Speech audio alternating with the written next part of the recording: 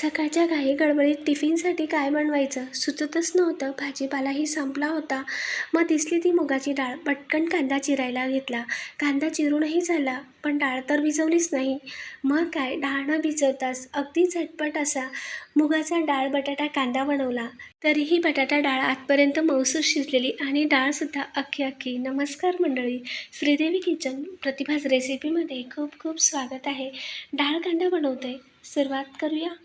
तर डाळ कांदा बनवण्यासाठी इथे मी 1 वाटी एवढी ही मुगाची डाळ घेतली आहे. डाळ निवडून घेऊयात आणि 2 ते 3 पाण्याने चांगली चोळून अशी धुवून घेऊयात. इथे मूग डाळ आणि मसूर डाळचा मिक्स डाळ कांदाही बनवू शकता. मी इथे 2 बटाटे घालणार आहे. तर आता डाळ आपण एका खोलगट भांड्यात घालून अशी चांगली चोळून धुवून घेऊयात 1-2 ते 3 पाण्याने. यावरचा सर्व फेस निघेल तेवढा असा चोळून धुवून काढून घेऊयात. मूग डाळ आणि मसूर डाळ सारखा शिजायला वेळ घेतो, म्हणून मिक्स डाळ कांदा बनवू शकता. आणि बटाटेसुद्धा एकसारखे शिजतात, त्यासाठी मी इथे 2 मध्यम ते लहान आकाराचे बटाटे घेतले आहेत आणि 1 मध्यम ते मोठ्या आकाराचा कांदा.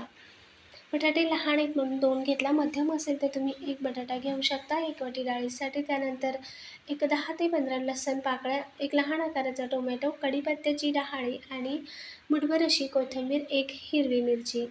हिरवी मिरची पर्याय आहे, नसेल आवडत नाही घातली तरीही चालेल, पण बारीक कापलेली मिरची खाताना घासाबरोबर आली तर अजूनच डाळ कांद्याची चवही वाढते. तर इथे चिरण्याचं जे साहित्य आहे ते मी आधीच चिरून घेतलं होतं, म्हणजे कांदा टोमॅटो हे आधीच चिरून झालं होतं. खरं सांगायचं म्हटलं तर मी डाळ धुवायचं किंवा भिजवायचं विसरलेच होते, पण तुम्हाला व्हिडिओत दाखवण्यासाठी मी जे नेहमीसारखं आपण डाळ आधी धुवून घेतो, भिजवतो, तर तसंच मी तुम्हाला आधी ती क्लिप दाखवली डाळ धुण्याची आणि त्यानंतर मग आता जे साहित्य चिरण्याची क्लिप आता दाखवते. म्हणजे आयते वेळी धुवून मी फोडणीत धुतलेली डाळ घातली, तरीसुद्धा डाळ आतपर्यंत मऊ शिजली आहे आणि बटाटासुद्धा. तर बटाट्याच्या फोडी करतानाही मी अगदी मोठ्या नाही तर मध्यम ते बारीक अशा बटाटा चिरून घेतला किंवा फोडी केल्यात. आणि कांदाही जास्त बारीक नाही किंवा उभा पातळ नाही, तर मध्यम असा कांदाही चिरून घेतला. तर 2 लहान आकाराचे बटाटे घेतले आहेत, मध्यम असेल तर 1 घेऊ शकता. आणि मिरची इथे अशी बारीक कापून घेतली. त्यानंतर इथे कोथिंबीर, लसूण पाकळ्याही मी साफ करून घेतल्या. तर इथे मी एक 9 ते 10 लसूण पाकळ्या घेतल्या आहेत, पण त्यातील काही लसूण मी असे बारीक काप करून घेणार आहे आणि बाकीचे लसूण आहेत ते असे ठेचून घेणार आहेत. तर लसूण ठेचण्यासोबतच आलेही ठेचून घेणार आहे, म्हणजे आले लसूण पेस्टही अशी करून घेणार आहे. पण लसणाचे काप असे फोडणीत घातले तर अजूनच डाळ कांदा भारी लागतो खायलाही. हवं तर तुम्ही एकतर कापलेले लसूण घालू शकता किंवा आले लसूण पेस्टही तुमच्या आवडीनुसार, पण लसणाच्या ज्या फोडी आहेत ते डाळ कांद्यामध्ये खूप छान लागतात. तर इथे मी आले लसूण पेस्ट किंवा ठेचलेले आले लसूण घेण्यासाठी अर्धा इंच आले घेतले आहेत. टोमॅटो लहान ते मध्यम आकाराचा चिरलेला, कोथिंबीर, कढीपत्ता चिरून घेतला. त्यानंतर आता खलबत्त्यामध्ये आधी लसूण आले असे ठेचून घेतले. हे पहा, ताजे असे आले लसूणाची पेस्ट जी आहे ठेचलेली, त्याची चव आणि सुगंधही छान येतो. आता गॅसवर मी इथे तवा ठेवून घेतला आणि यात तेल घालताना मात्र थोडंसं पोहे खाण्याचे 2 चमचा तेल वाढवा घालायचं, म्हणजे नेहमीच्या भाजीपेक्षा थोडंसं तेल वाढवून घालायचं, कारण आपण डाळ भिजवली नाही आहे, म्हणून थोडंसं तेलामुळे लवकर डाळ शिजते. तर इथे मी मोठा पाव चमचा एवढे तेल घातले. तेल गरम झाल्यावर यात अर्धा चमचा मोहरी, 1 चमचा जिरे घातले, चिमूटभर हिंग. जिरे मोहरी चांगले फुटल्यानंतर यात लसूण पाकळ्या घातल्या आणि लसूण तेलात थोडा परतवून घेऊयात. थोडासा लालसर तांबूस रंग होत आला लसणाचा की तेव्हा यात घालूया आपण कापलेली हिरवी मिरची, त्यानंतर चिरलेला कांदा. आणि आता फोडणीमध्ये आपण कांदा परतवून घेऊयात. जिरे मोहरी चांगले फुटू द्यायचे. लसूणही बघा तांबूस असा झाला आहे, तेव्हा कांदा घातला आणि कांदा थोडासा असा गुलाबी रंगावर परतत आला की आता यात कढीपत्त्याची पानं घालूयात. कढीपत्ता सुरुवातीलाच घातलं की मग तव्यावरच डाळ कांदा बनवतोय तर तेलही फार उडतं, म्हणून मी कांद्यावरच कढीपत्त्याची पानं आणि आपण जे ठेचलेलं आले लसूण घेतले होते तेही यात घालूयात आणि मध्यम आचेवर हे चांगलं आता परतवून घेऊयात.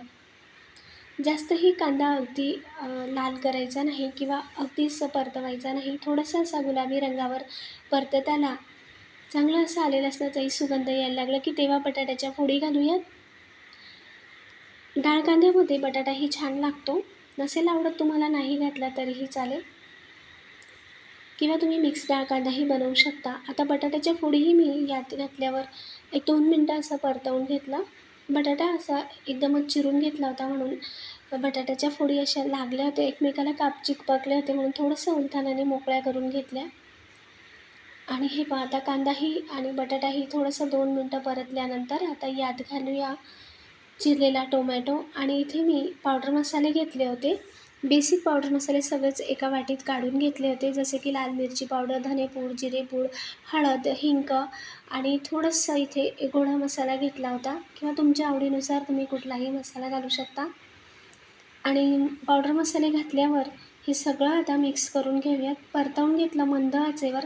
पावडर मसाले घालायच्या आधीच मी गॅस मंद आचेवर केला होता आणि मंद आचेवर करूनच मी पावडर मसाले परतवून घेतले. अजूनही गॅस मंद आचेवर आहे तेव्हाच डाळ घातली. तरी पण अशी मी आयते वेळी धुवून मग यात फोडणीत डाळ घातली, तर अजिबात डाळ भिजवली नाही आहे. तर आता डाळसुद्धा आपण या फोडणीत परतवून घेऊयात. चांगलं हे एकजीव करायचं.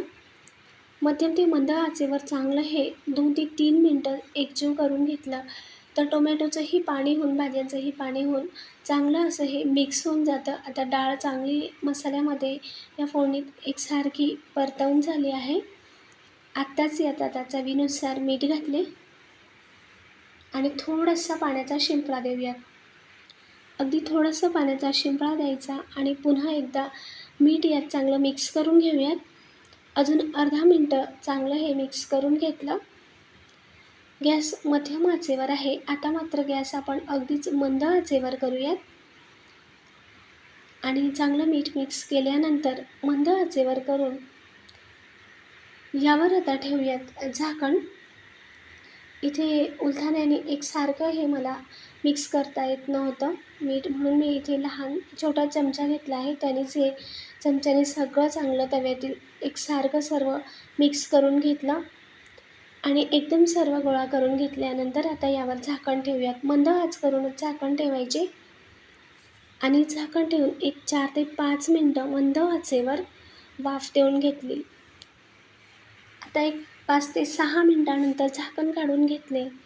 एकदा तळापासून डाळ आपण हलवून घेऊया, तर कुठेही डाळ लागली नाही किंवा अगदीच लगदा झालेला नाही. तर आता डाळसुद्धा बघूयात आपण की कितपत शिजली आहे.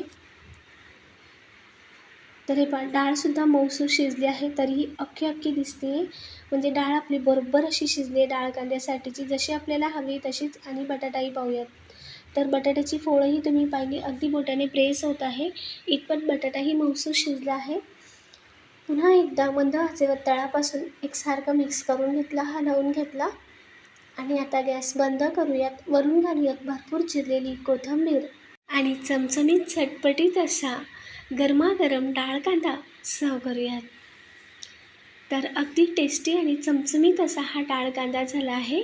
टिफिनसाठीही झटपट तयार होतो. आपण ऐन वेळेस फोडणीत डाळ घातली तरीसुद्धा डाळ पटकन शिजते. वाफेत थोडंसं तेल जास्त घालायचं आणि मंद आच करून कुठूनही वाफ जाणार नाही असं झाकण ठेवायचे, तर आतपर्यंत डाळही शिजते आणि बटाटासुद्धा. एकदा या पद्धतीने डाळ कांदा करून पहा, नक्कीच तुम्हाला आवडेल. चपातीसोबत, भाकरीसोबतही खाऊ शकतो.